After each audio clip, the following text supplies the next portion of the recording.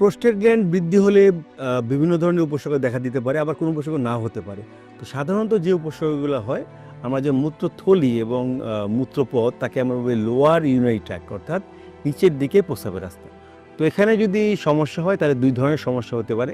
একটা হচ্ছে প্রস্রাব বাধাগ্রস্ত হওয়ার জন্য যে সমস্যাটি হচ্ছে প্রস্রাব করতে সময় লাগে, যাকে বলা হয় হেসিটেন্সি, অর্থাৎ প্রস্রাব শুরু করতে দেরি হওয়া, অনেকক্ষণ বসে থাকার পরে প্রস্রাব হচ্ছে, এবং প্রস্রাবের গতি কমে যাওয়া, অর্থাৎ তার ফ্লোটা কমে যেতে পারে, এবং প্রস্রাব করার পরেও কিছু প্রস্রাব থেকে যাবে এবং তারপরেও ফোঁটা ফোঁটা প্রস্রাব নির্গত হতে পারে।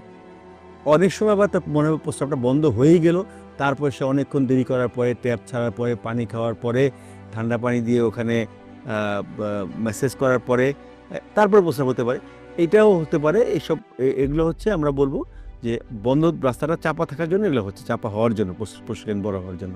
আরেকটা হচ্ছে যদি এই যে প্রস্রাবটা জমে থাকতেছে, যখন প্রস্রাব ঠিক মতো হচ্ছে না, এই প্রস্রাব জমে থাকার জন্য তার কিছু ইরিটেটিভ, অর্থাৎ মূত্রথলির মধ্যে ওই জমে থাকা প্রস্রাব ওখানে একটা প্রদাহ তৈরি করার জন্য কিছু সিমটম হয়। সেটা হচ্ছে কি, তার ঘন ঘন প্রস্রাব হতে পারে। এই ঘন ঘন প্রস্রাব হতে পারে, নর্মালি আমরা 6 বার পর্যন্ত আমরা বলি যে স্বাভাবিক প্রস্রাব করা, এবং দিনের বেলায়, রাত্রিবেলায়, দিনের বেলায় 6 বার, আর রাত্রিবেলায় 1 বার উঠতে পারে। একজন মানুষ 1 বার যদি উঠে সে স্বাভাবিক ধরে নিই। তো এই যদি 6 বারে বেশি প্রস্রাব হয় তাকে আমরা বলি ফ্রিকোয়েন্সি।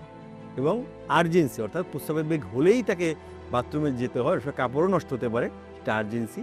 এবং রাত্রিবেলা যেটা বললাম, 1 বারে বেশি যদি তার প্রস্রাব জন্য উঠতে হয়, অবশ্যই এটা তার শারীরিক এবং মানসিক দুইভাবেই মানুষ ক্ষতিগ্রস্ত করে, কাজের স্পৃহা নষ্ট করে, এবং অনেক সময় দেখা যায় তার বিছনাও নষ্ট হয়, এবং অনেক সময় দেখা যায় প্রস্রাব জমে মূত্রথলি থেকে কিছু কিছু প্রস্রাব ঝরে পড়ে, একেবারে ওভারফ্লোয়িং কন্ডেন্স হতে পারে।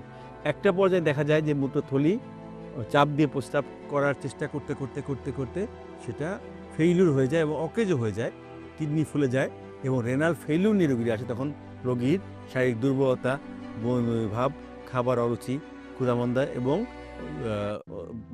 ইভেন ইউরিমিক সিমটমের মধ্যে রোগী অজ্ঞান হয়ে এবং অসাড় অবস্থায় চলে যেতে পারে। এটা খুবই ইমার্জেন্সি কন্ডিশন, এবং ইউরোসেপসিস নিয়ে, রেনাল ফেইলিউর নিয়ে, মূত্রথলির পাথর নিয়েও রোগীরা আসতে পারে।